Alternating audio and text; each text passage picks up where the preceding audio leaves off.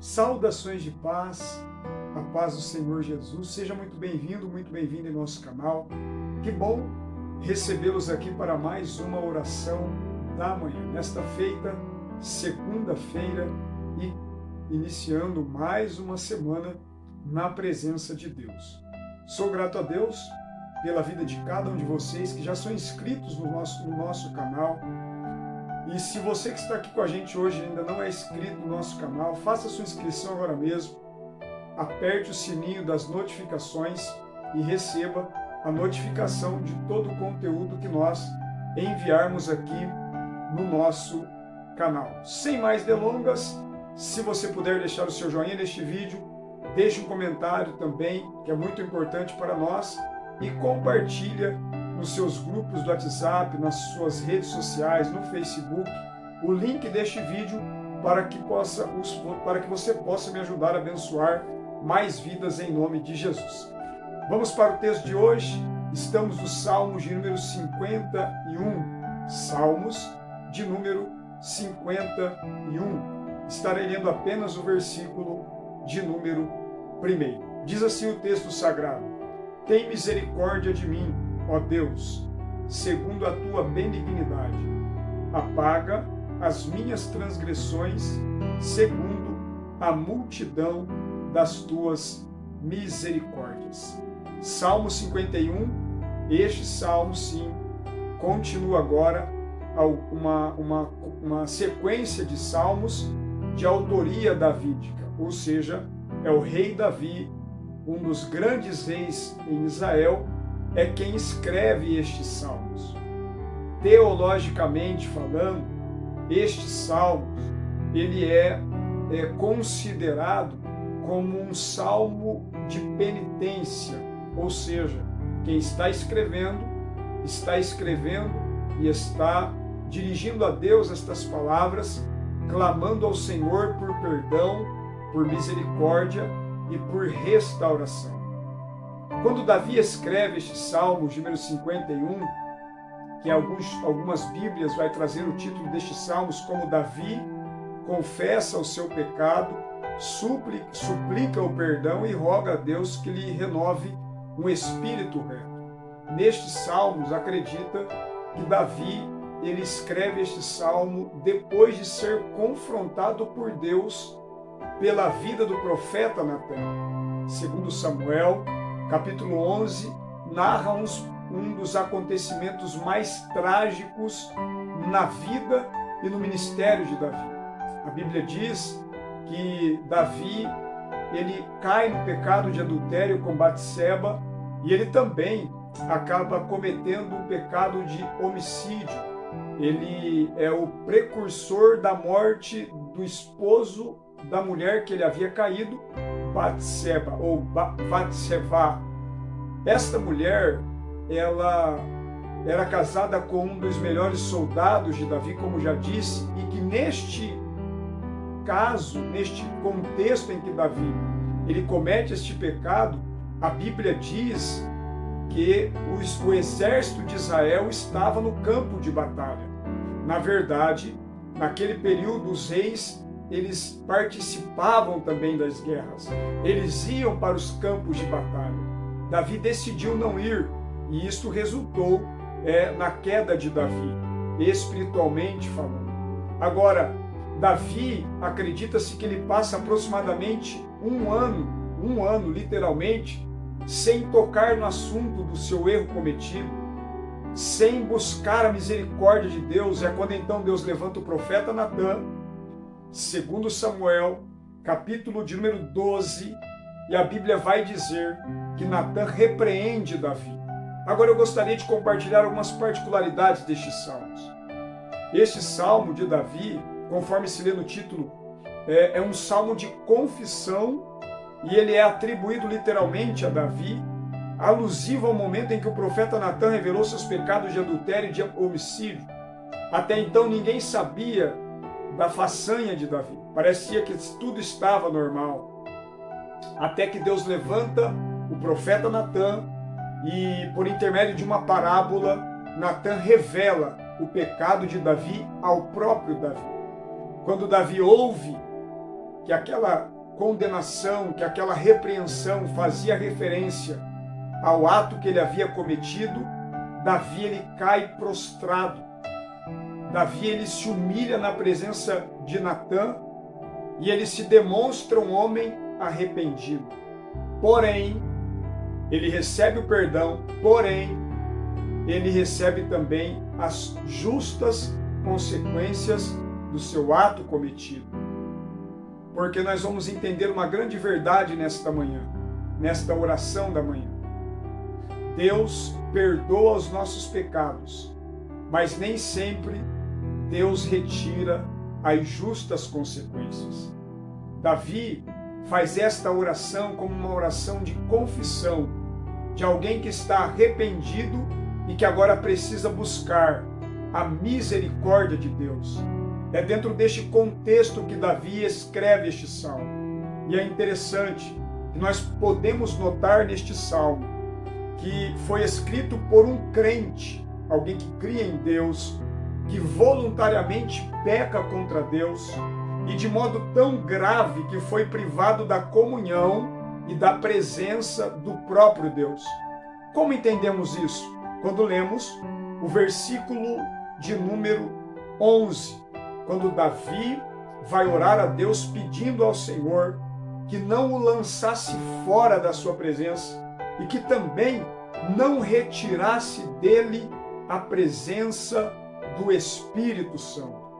Esta palavra de oração traz ao nosso entendimento que Davi agora está preocupado, não de perder o seu trono, não de perder a sua confiança como um homem que possui os seus filhos, que possui os seus súditos, os seus servos, o seu nome, a sua honra, a sua glória. O que Davi se preocupa quando cai em si do tamanho da gravidade que ele havia cometido, ele então ora ao Senhor, primeiro pedindo misericórdia, segundo pedindo que Deus o purificasse. A gente vai ler este versículo daqui a pouco. E terceiro, Davi pede para que Deus não o lance fora da presença dele e também que não retirasse o Espírito Santo de sobre Davi. Sabe por que Davi faz essa oração? Pastor, eles não estavam no período da antiga aliança? O Espírito de Deus não havia sido derramado ainda sobre toda a carne? Sim, ainda não havia sido derramado. Mas existe um texto intrigante no início do ministério de Davi.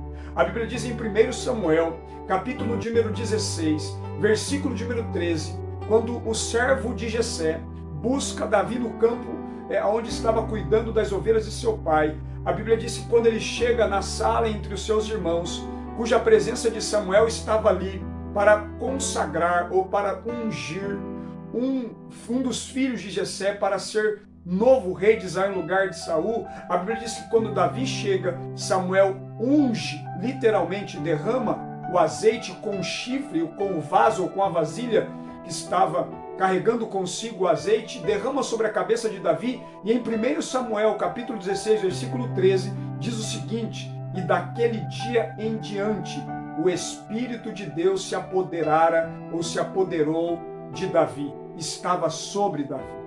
Davi vive um reinado de glória, porque a presença de Deus estava com ele. Aliás, Davi, quando assume o reinado oficialmente, depois de alguns anos dessa consagração por Samuel, uma das primeiras coisas que Davi faz é buscar a arca da aliança que não estava em Israel, que estava em uma terra longínqua, que estava em outra região. A primeira coisa que Davi faz é buscar conselho com os anciãos, é buscar conselho com os príncipes, e ele então trama o resgate da arca para trazer até a sua cidade, para trazer a cidade de Jerusalém, porque Davi entendia que a presença de Deus era algo fundamental para o sucesso do seu reinado, para o sucesso do seu trabalho, do seu ministério. Quando nós pensamos nisso e chegamos à conclusão, porque a Arca da Aliança, naquele período, simbolizava a presença do Espírito de Deus, ou a presença do próprio Deus no meio do seu povo. Então Davi tem esta preocupação de que ele até pode fazer alguma coisa, mas ele não será tão bem sucedido se a presença de Deus não estivesse juntamente com ele. E quando Davi cai em si da gravidade do erro que ele cometeu, do pecado que ele cometeu contra Deus, ele faz esta oração, porque Davi entendia que ele poderia até perder o reinado, que ele poderia até perder a sua família, que na época até houve grandes problemas consequentes do erro que ele havia cometido, mas Davi tinha uma consciência de que ele não poderia perder jamais a presença de Deus na vida dele. Por isso ele faz esta oração. E provavelmente Davi escreve este salmo já arrependido, após Natã declarar-lhe o perdão divino. Em 2 Samuel capítulo 12, versículo 13, Davi roga contritamente a plena restauração e também da sua salvação.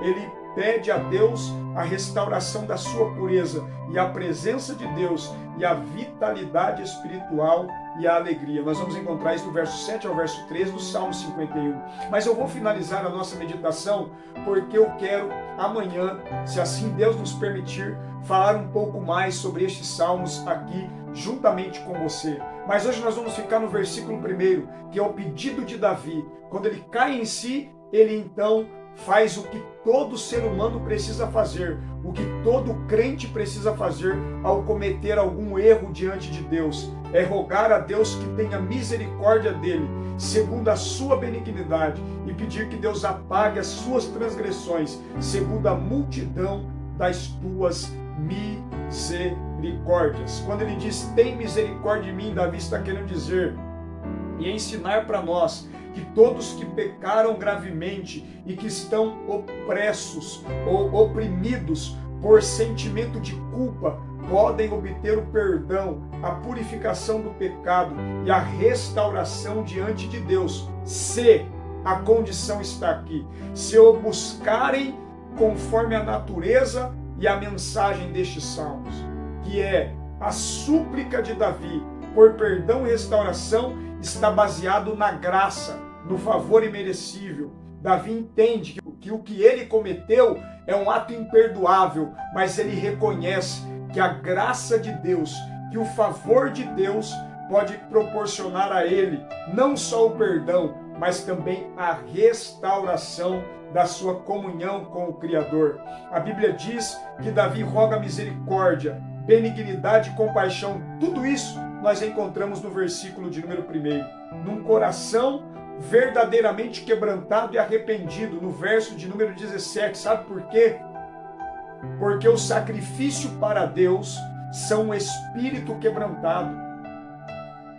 A um coração quebrantado e contrito não desprezarás, ó Deus. Davi sabia que Deus poderia perdoá-lo e restituir a sua comunhão com ele.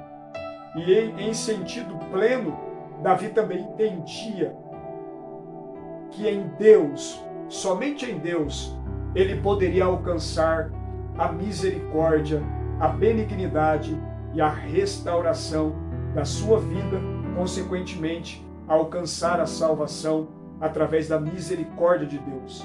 Já nós, na nova aliança, temos a garantia, se nós nos arrependermos dos nossos pecados, confessarmos os nossos pecados a Deus, está escrito e eu quero ler com você. Primeira carta de João, no capítulo de número 1, versículo de número 7. Primeira carta de João, capítulo de número 1 e versículo de número 7 a seguir. Diz assim: mas se andarmos na luz, como ele na luz está, temos comunhão uns com os outros, e o sangue de Jesus Cristo, seu Filho, nos purifica de todo pecado. Se dissermos que não temos pecado, enganamo-nos a nós mesmos, e não há verdade em nós.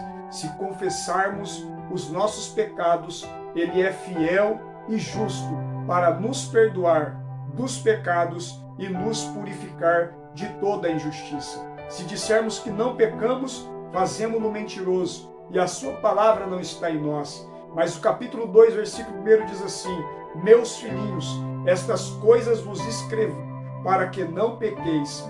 E se alguém pecar, temos um advogado para com o Pai, Jesus Cristo, o justo.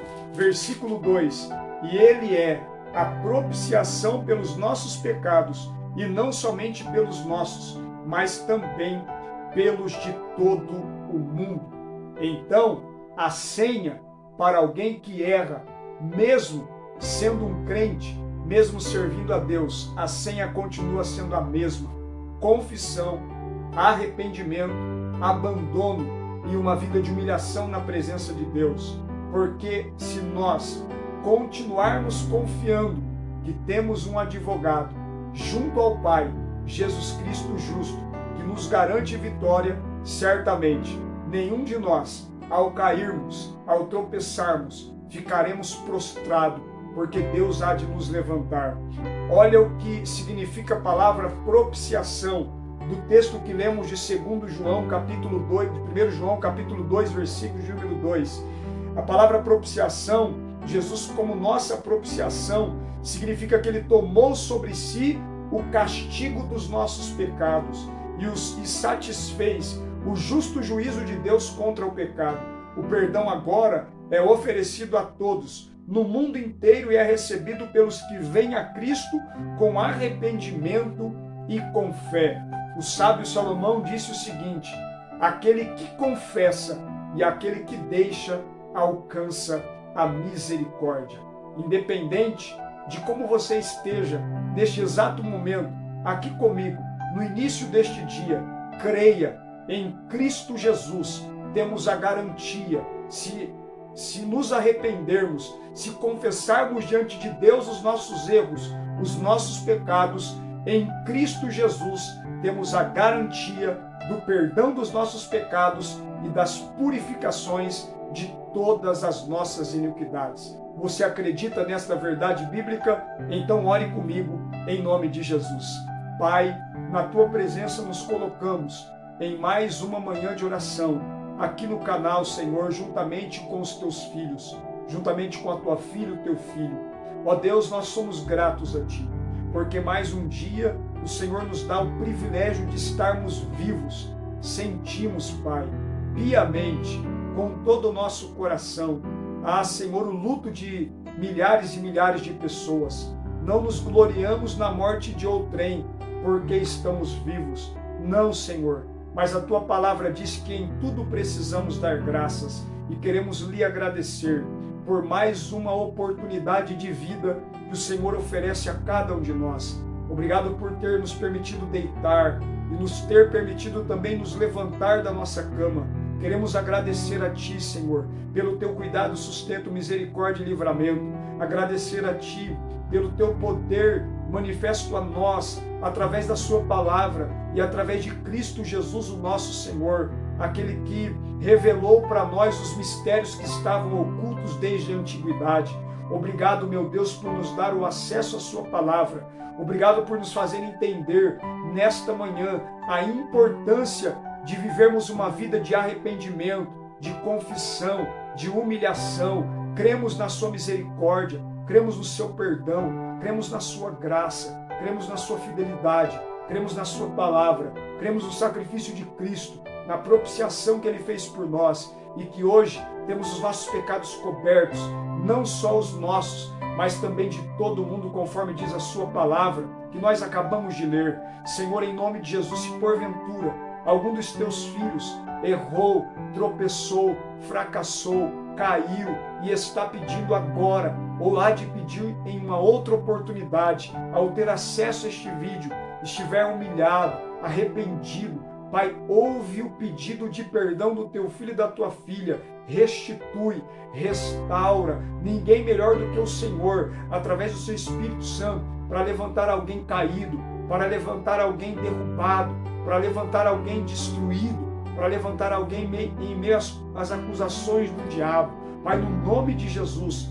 levanta, Pai, e restaura, e que a glória desta última casa possa ser maior do que a da primeira. Pedimos a Tua bênção neste início de semana de trabalho que começa hoje. Que o Senhor nos guarde, nos livre. Dê, Senhor, sabedoria e entendimento. Que o Senhor possa estar presente. Que o Senhor possa alegrar os corações, dar discernimento, direção, orientação para a Tua filha, que vai sair em procura de uma porta de emprego, Teu filho, para a tua filha que tem uma causa, um juízo neste dia, de vitória, um juízo nesta semana, de vitória. Abre as portas e que o teu nome seja glorificado em tudo. Apresento todos os pedidos de oração que a mim tem sido direcionado, Senhor. O Senhor conhece todas as necessidades e todas as causas que são colocadas diante de mim. E eu apresento diante do Senhor, que o Senhor sim pode fazer algo em prol destas vidas e em prol de cada pedido de oração. Assim oramos e pela fé agradecemos em nome para a glória de teu Filho Jesus, o nosso Senhor. Amém e graças a Deus. Amém e graças a Deus. Que Deus abençoe a sua vida, que Deus abençoe o seu dia, que a mão de Deus esteja estendida sobre ti, sobre os teus e sobre toda a tua casa.